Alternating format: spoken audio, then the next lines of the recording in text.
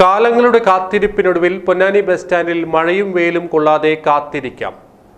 അത്യാധുനിക സൗകര്യങ്ങളുടെയുള്ള നവീകരണത്തിന് തുടക്കമായി.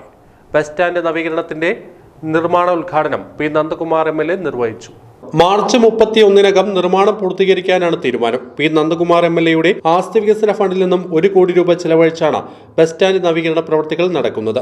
ഒരേ സമയം 9 വാഹനങ്ങൾ പ്രവേശിപ്പിക്കാവുന്ന തരത്തിലാണ് ഡിസൈൻ തയ്യാറാക്കിയിട്ടുള്ളത്.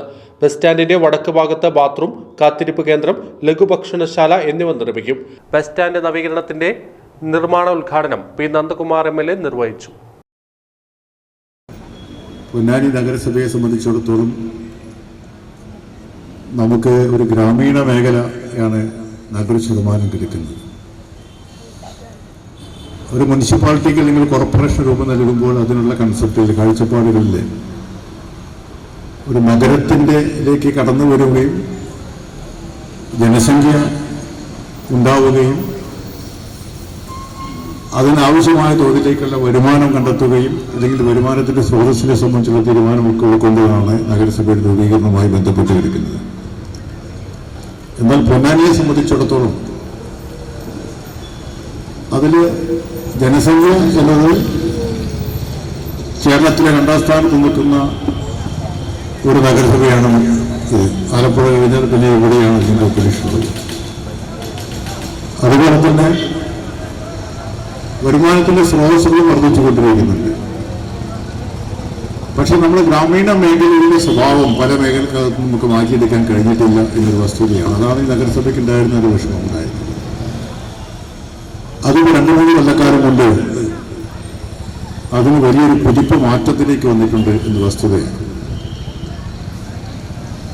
പിന്നോക്കം നിൽക്കുന്ന പൊന്നാനി മുന്നോക്കത്തിലേക്ക് വരികയും വളരെ വേഗത്തിൽ തന്നെ വികസിക്കുന്ന ഒരു പട്ടണമായി പൊന്നാനി മാറിക്കൊണ്ടിരിക്കുകയാണ്. പണ്ടുകാലത്ത് ഇവിടേക്ക് ഒരു പണിഷ്മെന്റ് ട്രാൻസ്ഫറിന് അയക്കുന്ന ഉദ്യോഗസ്ഥന്മാരുടെ കേന്ദ്രമാണ് പൊന്നാനി.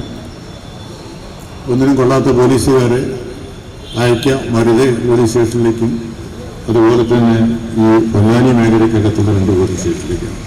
ഞങ്ങളുടെ പേര് നന്നായിട്ട് ഇടപെട്ടിരുന്ന ആൾക്കാർ ഉദ്യോഗസ്ഥന്മാരാണെങ്കിൽ അതേപോലെ തന്നെയാണ്. ഇന്നിപ്പോൾ അതിന് മാറ്റം വന്നു. നിലവിലുള്ള ബസ് സ്റ്റാൻഡിന്റെ സ്ഥിതി ഏറെ പരിതാപകരമാണ്.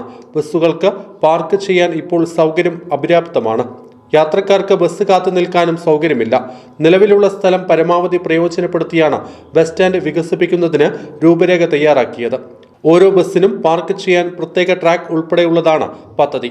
നഗരസഭ ബസ് സ്റ്റാൻഡ് പുനർനിർമ്മാണ പ്രവർത്തികളുടെ ഭാഗമായി ബസ്സുകൾ പാർക്ക് ചെയ്യുന്നത് പുനർക്രമീകരിക്കാൻ തീരുമാനിച്ചിട്ടുണ്ട്. ചടങ്ങിൽ നഗരസഭാ ചെയർമാൻ ശിവദാസ് ആറ്റുപുറം അധ്യക്ഷത വഹിച്ചു. നഗരസഭ വൈസ് ചെയർപേഴ്സൺ ബിന്ദു സിദ്ധാർത്ഥൻ, സ്ഥിരം സമിതി അധ്യക്ഷന്മാരായ രജീഷ് ഉപ്പാല, അജീന ജപ്പാർ, ഷീന സുദേശൻ, കൗൺസിലർ M ആബിദ, വിവിധ രാഷ്ട്രീയ പാർട്ടി പ്രതിനിധികളായ MA Hameed, K Jayaprakash, PK Ashraf, PV Farooq, Chakkooth Raveendran തുടങ്ങിയവർ സംസാരിച്ചു.